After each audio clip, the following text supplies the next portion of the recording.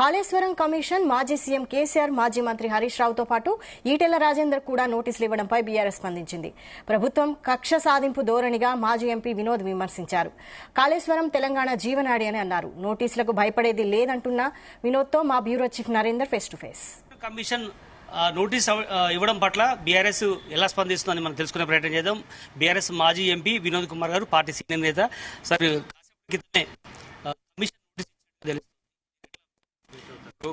మీ పత్రిక చెప్తుంది మాత్రం నోటీసులు వచ్చినట్టయితే మాకు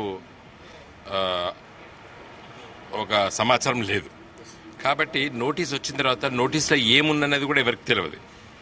రమ్మన్నాడా, లేకపోతే మీ దీనిపైన ఈ ప్రశ్నలకు జవాబు చెప్పని రాశాడా, ఏముందో ఏం తెలియదు కదా. నోటీస్ వచ్చిన తర్వాత డెఫినెట్గా మా పార్టీ తరఫున మేము స్పందిస్తాం. అంటే వాస్తవానికి 400 పేజీలు రెడీ చేసుకోవడం, అదేవిధంగా ఇవాళ రేపట్ల రిపోర్ట్ ఇద్దాం గవర్నమెంట్కి అనుకున్న సమయంలో మళ్ళీ 2 నెలలు పెంచడం, జూలై ఎండింగ్ వరకు మళ్ళీ పెంచడం, ఇప్పుడు మళ్ళీ ముఖ్య నేతలను పిలవడం పట్ల ఎట్లా చూస్తుంది పార్టీ? కమిషన్ నిర్ణయం, అది మనం ఏం చెప్తాం. కమిషన్ కదా, కమిషన్ ఒక అభిప్రాయం. అంటే ఇక్కడ ఇరికించే కుట్ర ఏమైనా జరుగుతుందా? ఆయన తెలంగాణ ఒక జాతిపితగా చూస్తుంది బీఆర్ఎస్ పార్టీ కావచ్చు, చాలా మంది కూడా. అదే సమయంలో ఆయనకు దాంట్లో ఎలాంటి ప్రమేయం లేకున్నా కూడా కాళేశ్వరం ప్రాజెక్టులో ఏదో ముద్దాయిగా చేసే ప్రయత్నం ఏమైనా జరుగుతుందా కుట్ర? కాళేశ్వరం ప్రాజెక్ట్ అంటే అర్థం కాని నాయకులు ఈ కాంగ్రెస్ పార్టీ వాళ్ళండి. What is Kaleshwaram project? Medigadda is one among the 100 components. 100 కాంపోనెంట్లు కూడా మేడిగడ్డ. ఇప్పుడు వాళ్ళు అన్నటువంటి 1,00,000 కోట్లలో కూడా మేడిగడ్డ ఖర్చు అయిందే 3,000 కోట్లు.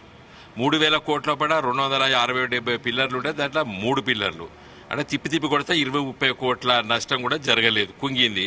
కాకపోతే ఒక 5 పిల్లర్లు తీయాలి, మళ్ళీ నిర్మించాలి. ఆ ఎన్డీఎస్ఏ రిపోర్ట్ ఏం చెప్పింది? ఈ ప్రాజెక్టు మీది, యు ఆర్ ది ఓనర్, మీరే రిపేర్ చేసుకోవాలి, మీరే దాన్ని మంచిగా చూసుకోండి అని చెప్పి ఎన్డీఎస్ఏ రిపోర్ట్ ఇచ్చింది. ఎన్డీఎస్ఏ రిపోర్ట్ చదవండి ఏమిచ్చింది. NDSA report, you are the owner, you have to take care it, please do it అని రాసిండ్రు. విజిలెన్స్ కమిషన్ కూడా ఎంతో కొంత లాస్ట్ ప్రభుత్వాన్ని తప్పుపట్టిందని కూడా చెప్తారు. ఆ విజిలెన్స్ రిపోర్ట్ చదివిన తర్వాత మీకు జవాబు చెప్తా. అంటే చివరిగా ఇప్పుడు ఈ ప్రభుత్వం చాలా ప్రతిష్టాత్మకంగా తీసుకుంది ప్రపంచ సుందరి సంబంధించినటువంటి దాంట్లో చాలా విగ్రహాల దగ్గర తీసుకెళ్తున్నారు. గతంలో బీఆర్ఎస్ ప్రభుత్వం చేపట్టినటువంటి కమాండ్ కంట్రోల్ కావచ్చు, ఇట్లా యాదగిరి కావచ్చు, ఇట్లా చాలా దగ్గర తీసుకుంది. కానీ అంబేద్కర్ విగ్రహం అంత పెద్దదని చెప్తున్నటువంటి దాంట్లో ఎందుకు తీసుకెళ్లడంలో వైఫల్యం జరిగిందంట? నేను అందుకే ఇప్పుడు ప్రెస్ మిత్రులకు చెప్పినాను, మీరు ఇవన్నీ చూసిన వాళ్ళ ఐటినరీ మొత్తం చదివినా, ఇప్పటిదాకా ప్రెస్ మీట్లో చెప్పినాను, ఇవన్నీ దగ్గర తీసుకెళ్ళో చాలా సంతోషం. ఇప్పుడు మీరు సెక్రటరియట్ చూపించారు, కొత్త నిర్మాణాన్ని కేసీఆర్ గారు నిర్మించినటువంటి సెక్రటరియట్ చూపించారు.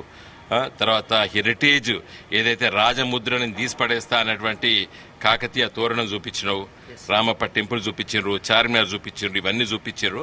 భారతదేశ రాజ్యాంగ నిర్మాత అయినటువంటి డాక్టర్ బిఆర్ అంబేద్కర్ గారి విగ్రహం సెక్రటరియట్ కి లెఫ్ట్ సైడ్ ఉన్నది, దాని ముందు అమరజ్యోతి ఉన్నది. ఈ 2 కూడా చూపించాలి అని చెప్పి నేను రేవంత్ రెడ్డి గారిని కోరిన.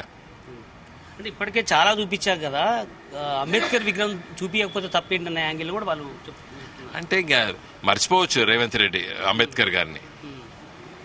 రైట్. మొత్తానికి కాళేశ్వరం కమిషన్ సంబంధించినటువంటి దాంట్లో ఖచ్చితంగా రిపోర్టు అందిన తర్వాత, కమిషన్ సంబంధించిన నోటీసులు అందిన తర్వాత దానికి ఎలా సమాధానం చెప్తారనేది కేసీఆర్ గారు నిర్ణయం తీసుకుంటారని కూడా చెప్పడం జరుగుతుంది. అదే ఎంతో ప్రతిష్టాత్మకంగా తీసుకున్నటువంటి అంబేద్కర్ విగ్రహాన్ని ఖచ్చితంగా కూడా మిస్వరల్కి సంబంధించినటువంటి వ్యక్తులకు చూపించాల్సిన అవసరం ఉండే, ఖచ్చితంగా పొరపాటు చేసిందనే విషయాన్ని కూడా వినోద్ గారు చెప్తున్నారు. Camera person